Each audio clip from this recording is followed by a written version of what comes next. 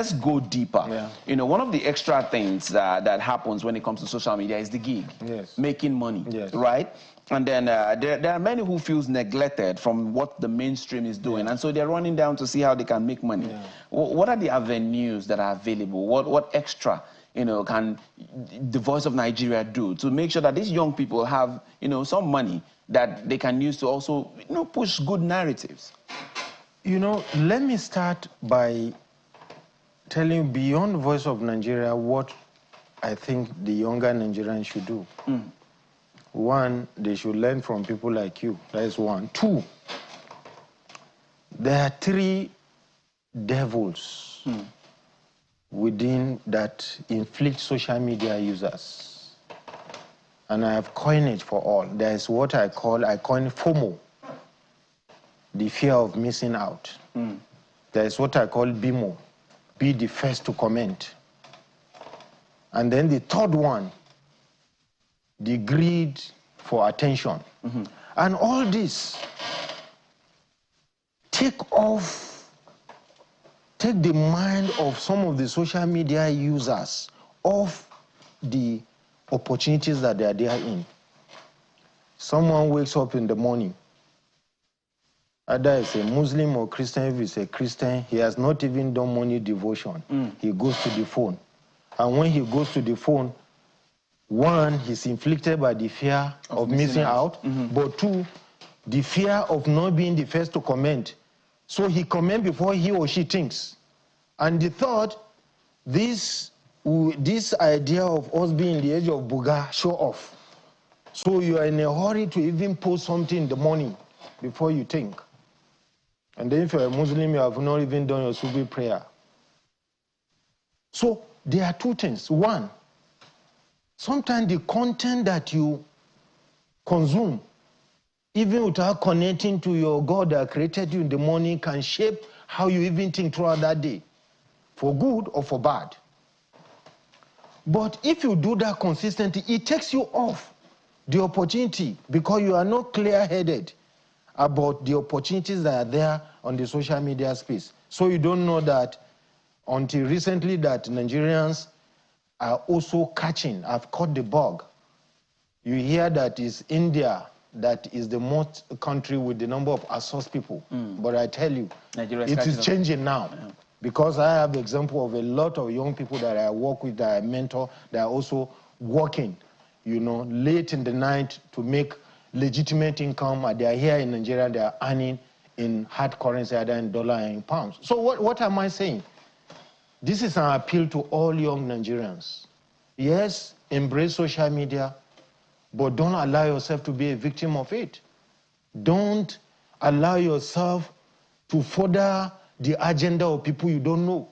Someone is sitting somewhere. He may not even be in Nigeria, cooling off. He has shared a very negative content about Nigeria. He may even be having two passports, one leg in Nigeria, one leg abroad. And then he wakes up. Nigeria is a useless country. You are here in Nigeria. Your mama and papa, they are all here. And then you join, you share it. You are worse than the man who is out there. So I appeal to all young Nigerians. Criticism is the hallmark of intellectualism. The right to criticize. And this government has been very clear about it. But it's different from condemning. When you condemn something that you say your own country. And let me tell you, Nat, as you know, today, if you want to travel, even when you have the opportunity for fellowship, even when they offer you, they check your social media district. Definitely. What are they checking? Are you a religious bigot? Do you bully people on social media? So it's not even about your country, it's about you. It's about you, the social media user. And finally on that, you are talking now, we're all here. Nat, we don't know where we will be tomorrow. I didn't study to become Director General Voice of Nigeria. So opportunity may throw itself on you. And your conduct on the social media will be a minus for you. So be clear-headed, take advantage of the opportunities that are there. And then I bring it down to Voice of Nigeria on monthly basis.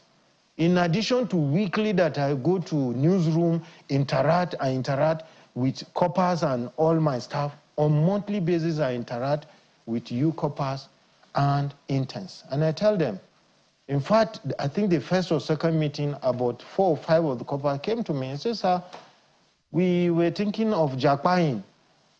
But when you spoke to us, I said, look, you can go abroad and study and come back. There are more opportunity in this country and privileges that you have here. And even if you are going, don't put your religion, don't condemn your country. The country may need you in the future, or you need the country in the future. Some people who are in high places today, they live abroad for 2 decades, 3 decades. Today they are here, either at the state level or at the federal level. Who says that no matter how long you stay, even if you don't come, what about your children? So we need to be careful how we conduct ourselves for social media. At the Voice of Nigeria, we're very clear. We have embraced social media for public good.